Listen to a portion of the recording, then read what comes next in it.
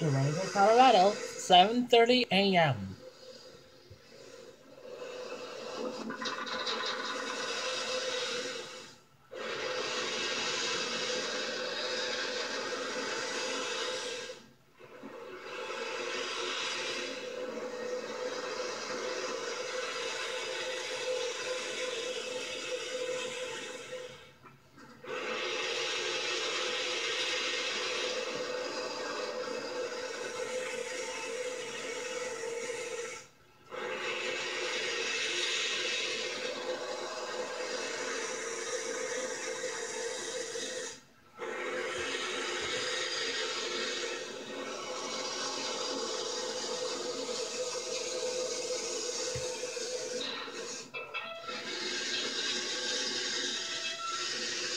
Here's the Mikado, number 481, the sister engine. Durango, Colorado, 7:30 a.m. As they have done for over 100 years, locomotive hostlers prepare their fire-breathing beasts for the run up the Animas Canyon. Yet Durango is a paradox, a modern city where patrons at McDonald's are treated to spewing coal dust in a symphony of steam whistles.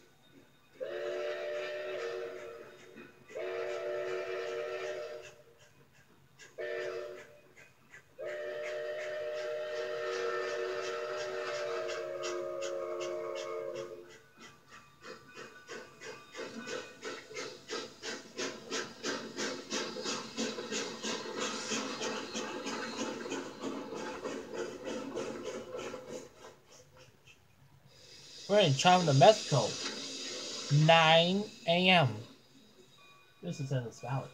487. 100 miles from Durango, cruise-ready trains for one of the most fabled runs in railroading, the double-headed run to the top of the Cougars Pass. Now, to the average bystander, these appear to be separate events. After all, Chama, New Mexico, and Durango, Colorado, are two different cities in two separate states, separated by the Continental Divide. Until 1970, however, these now separate railroads were in fact one. This is the story of the San Juan extension of the Denver and Rio Grande, how it came to be, how it grew, and how it was almost lost to the ages.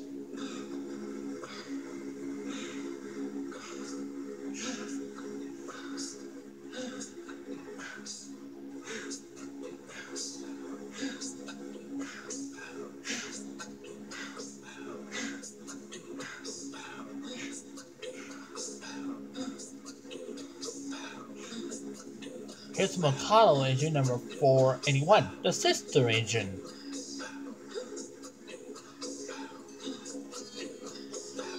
She will pull a power passenger train out of Durango. This is one baggage car until we get east of the coast.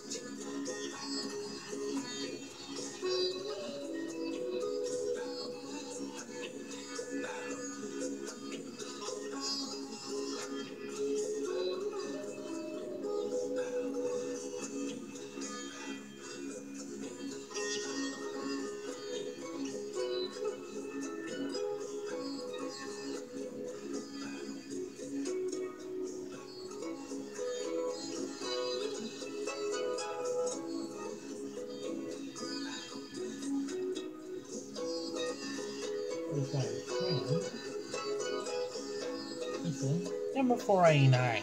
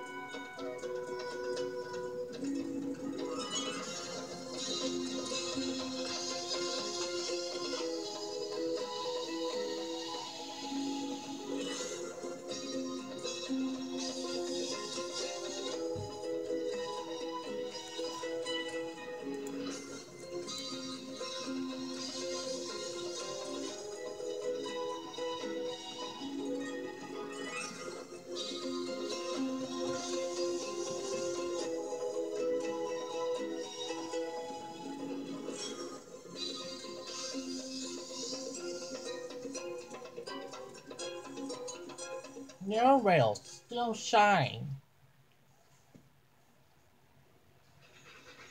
Here's your engine number 487, Seminoles Valley. I hear we just left at Toledo, Colorado. He's heading he's gonna head to Chama. We'll see that a little bit later on.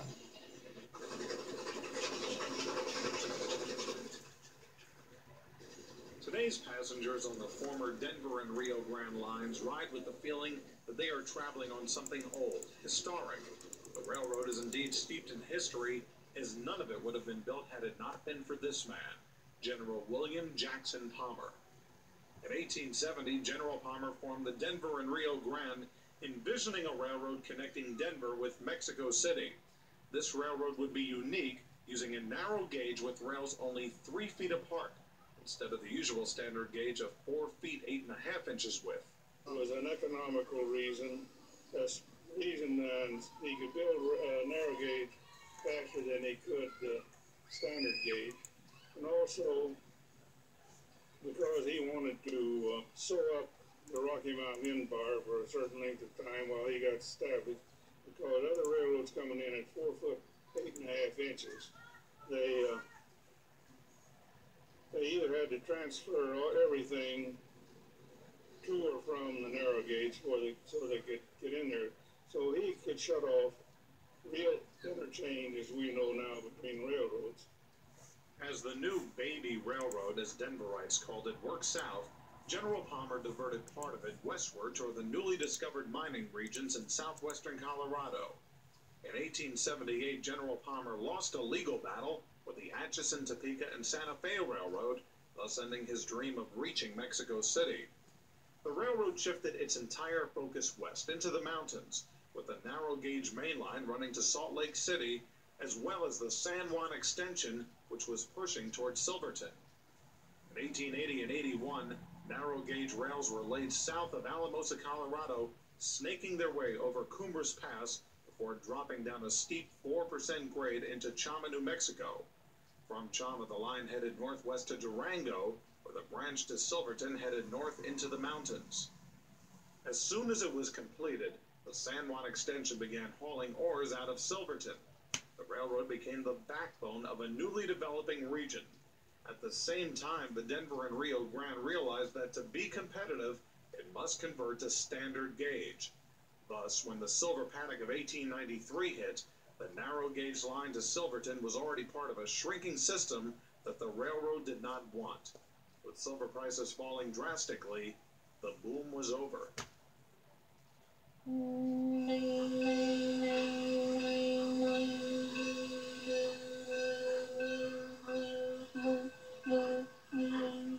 Nearly 100 years later, the boom times have returned to Durango. Every morning during the summer, train after train marches out of town.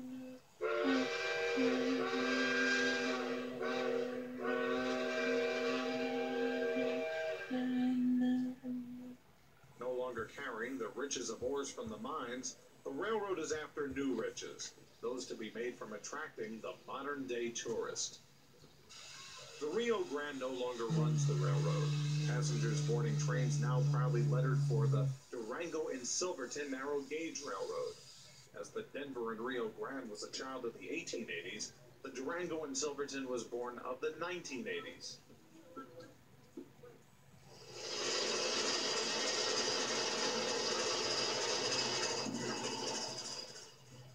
The locomotive terminal is a throwback to earlier years, with several steam locomotives lined up in a row, being prepared for yet another day on the road.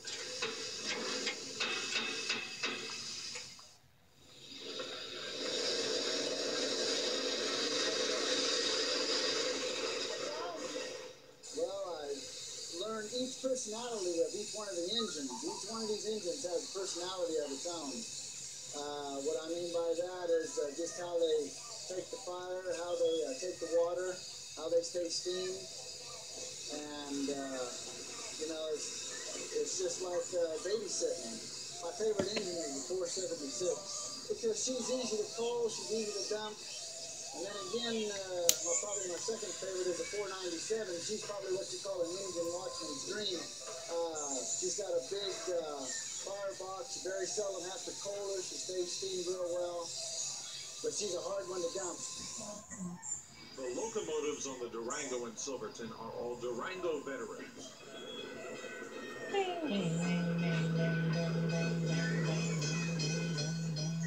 The three remaining 470 series locomotives have spent over half of their working lives hauling trains to and from Silverton. The 480 and 490 series locomotives have also spent many years in Durango working on the narrow gauge main line to Alamosa, the branch from Durango to Farmington, New Mexico, as well as other parts of the Rio Grande narrow gauge. Now they all run to Silverton, pulling thousands of vacationers on a trip to yesterday.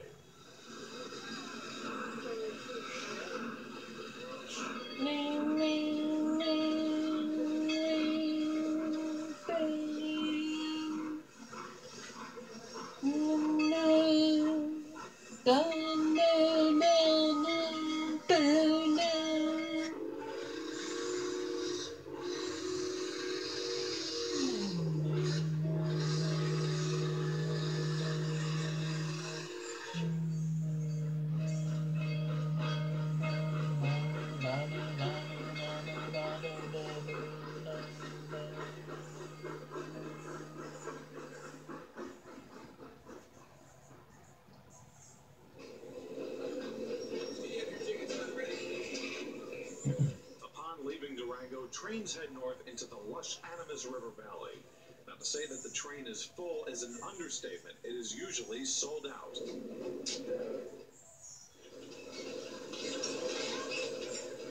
The most popular cars are the open cars that allow passengers an unobstructed view of the scenery.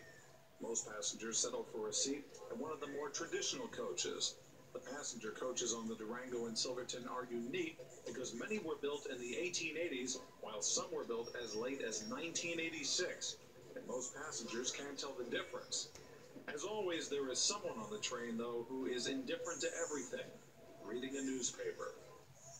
The speed of the trains heading up the valley is not particularly fast, about 25 miles an hour. There is on the adjacent highway plenty of opportunities to watch the trains go by.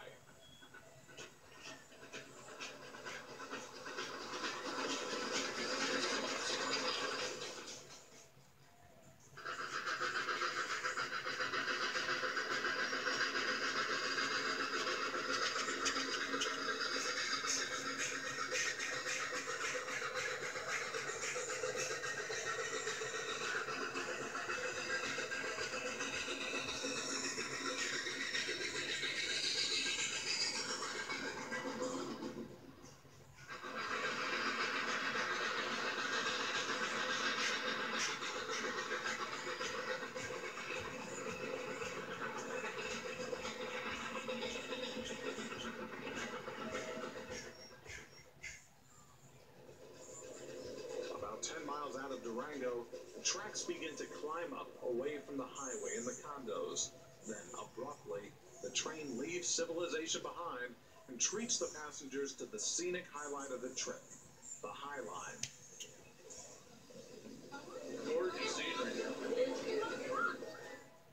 When construction crews reached Rockwood, they had no choice but to put the railroad on this thin ledge, blasting it out of solid rock. Built for an estimated $100,000 a mile, a fortune in 1881, this section of the railroad has awed and delighted passengers since the arrival of the very first train. Today, it's the drawing card for about 150,000 people a year. This has not always been the case. In fact, in the late 1940s, very few people had even heard of the train. 46 years ago, two of us were the total passenger complement on the first train in 6 weeks to Silverton. Robert Richardson is the founder of the Colorado Railroad Museum in Golden. A longtime follower of the narrow gauge to Silverton, Richardson remembers when the train to Silverton seemed doomed to oblivion. The value to the railroad in abandonment was like most industrial property, write-offs. And it was tantalizing by abandoning the line and writing it off. It was it's estimated by some fiscal experts that they could make more than they would running passenger trains for 25 years.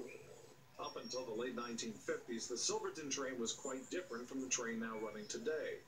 Known as the Silverton Mixed, the train could usually be found hauling both freight and passenger cars at the same time, hence the term mixed. We had what we call a mixed train, and it was still always from called a George. mixed train, even as long as we had Rio Grande operated. You just have a couple of cars, a boxcar going there, and they might have some hay for an hour wither on this ranch, and you may not have 50, 100 people ride, you know, and then everybody wanted to ride the caboose. Quite much to it as far as first, I mean, I'd say, yeah, maybe 50 people, 100 people, and maybe some weekends you might pick up a few more. Though by the mid-1950s ridership was on the increase, neither the railroad nor the cities of Durango and Silverton seemed to have any idea what they had. The tourist season revenues pouring into the town's coffers are in large measure due to the train. The irony is that the train had little or even no support from those communities to survive when it needed it back in the 50s. But after it became a sellout line, it finally convinced the locals that there must be something there. Even the railroad management in the early 1950s, even though the train was now hauling occasionally 200, 250 people, they thought the only passengers coming were the railroad bands or buffs, as they're known, the bottle railroads and so on.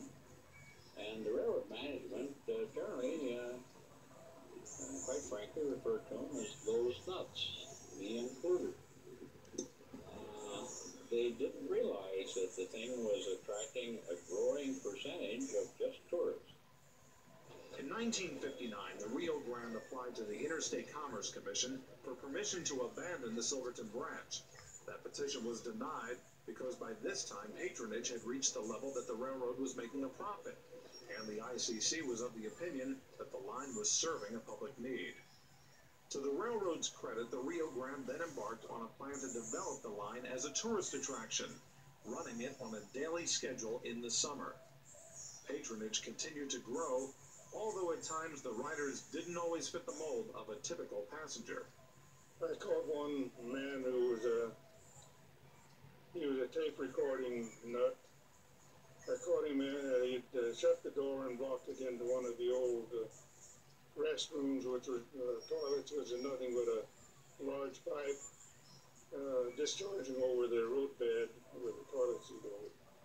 He was in there with his head down in the pipe, holding his microphone down over the wheels to get a record of the click of the wheels on the joints. No, wait. He was quite perturbed that I broke him up in the middle of his story. No, wait. Is the guy that was his head down? He had his head down for it. Oh, okay. By 1964, it was clear that more people were riding than just rail fans. With 500 people riding on daily, sold-out trains, the Rio Grande began running a second train to Silverton, following the first by an hour. This was to be the status quo until 1981, when the Rio Grande bowed out and changes were made. The great change came in 1981 when the railroad was purchased from the Rio Grande Railroad by C.E. Bradshaw Jr. Orlando, Florida. And since then, the reason I say great things have happened is that we have doubled the rolling stock from 21 cars that were purchased at that time by Mr. Bradshaw to 42 pieces of equipment, plus the operation of the 3 K-28s for the 4 70-class locomotives that were purchased at that time, and we're the only engines that have been running by the Rio Grande. Mr. Bradshaw restored the 280s, the 480, and the 481, and in addition the K-37, which is the 497. Those addition of those 3 locomotives, of course, gave us the opportunity to double-head trains and to run more trains, as a matter of fact. The new name of the line was the Durango and Silverton.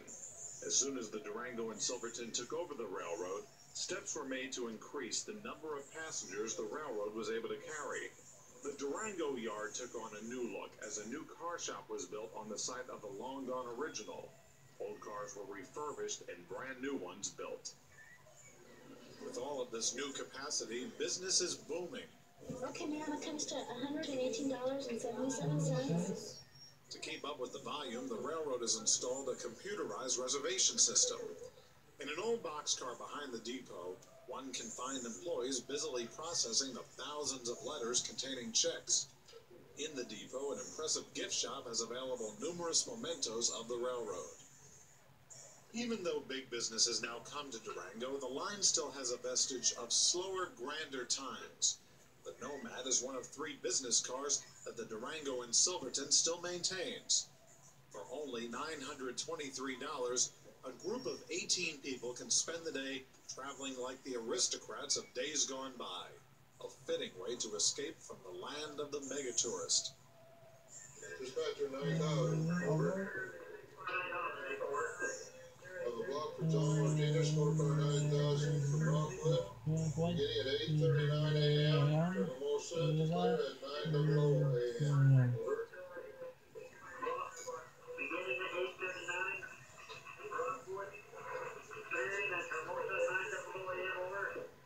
That's correct. Over. With the increased passenger loadings, the DNS now has a dispatcher on duty, charged with keeping all the movements of the railroad apart.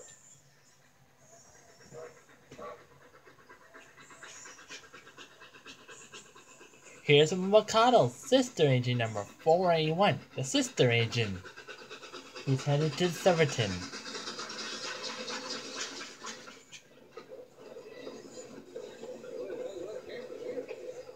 Another vestige of the old times on the Durango and Silverton is the practice of stopping the train at backwood flag stops.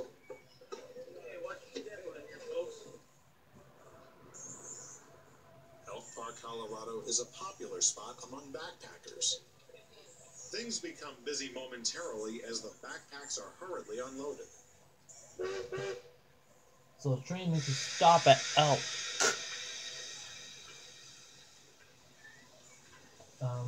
Yeah, Elk Park. Train make a stop at Elk Park.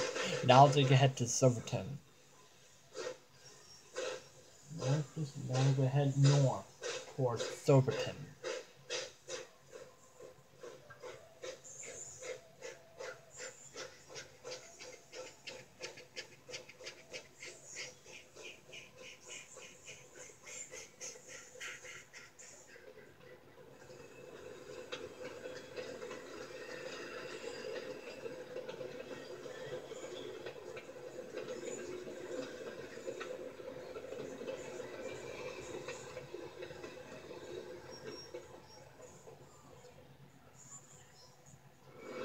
Elk Park. Elk Park is a beautiful spot where one can spend the day fishing and watching the trains charge north to Silverton. Charge and north to Silverton.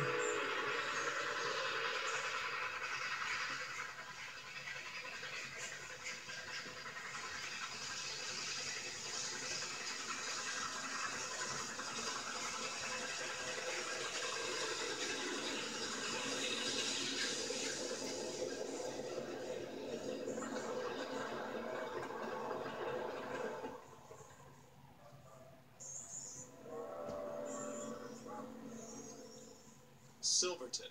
Just the name evokes memories of a time when silver ruled the San Juan Mountains. Today, Silverton is still a mining town, but it mines more than just silver.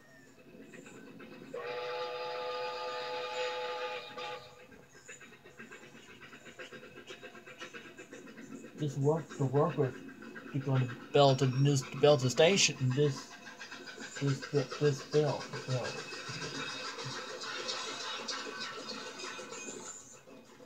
At the arrival in Silverton, passengers go to hit the streets, look for something to eat and journal to buy before I head back to Durango.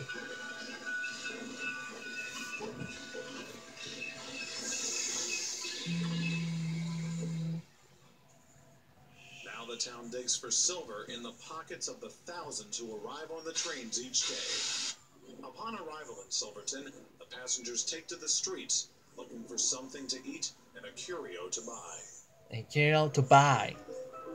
The streets, look for something to eat and curio to buy before you head back to Durango.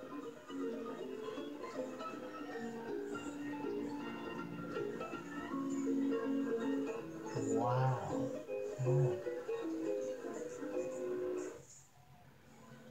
Wow. Wow. Wow. As the train heads back to Durango. As the trains head back to Durango, one has the chance to contemplate how remarkable it is that these trains are even running today. They have no place to go but up. What we like to say, it's not the biggest operation, but we kind of think it's the greatest. And we continue to be that way so long as people are interested in railroads, in the history of railroads, and becoming live, truly authentic, live operating steam railroad.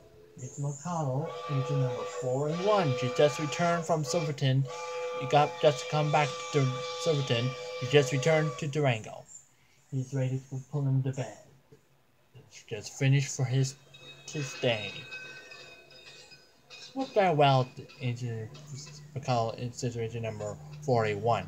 Now let's go to the next location. Looks like then we'll head to the Charm of Mexico to visit the famous narrow gauge railroad, the Conway to Toltec City The scene is entirely different.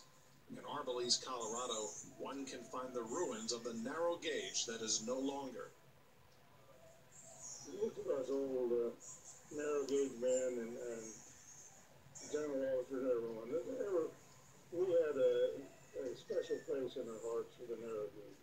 Well, it was a reminder of what the early days Rio Grande had come from. So it was with reluctance that we finally went for abandonment. At Burgosa Junction, Colorado, one can still see the buildings and the tracks are still there.